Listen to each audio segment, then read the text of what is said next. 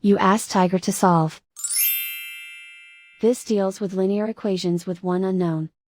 The final result is x equals 9/8. Let's solve it step by step.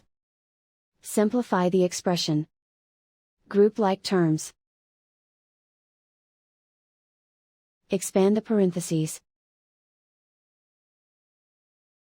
Simplify the arithmetic.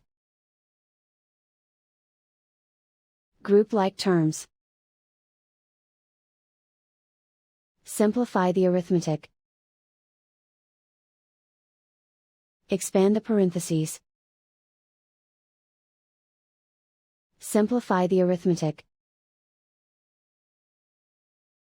Expand the parentheses. Group like terms. Simplify the arithmetic.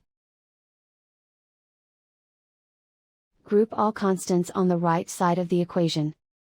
Add 9 to both sides. Simplify the arithmetic.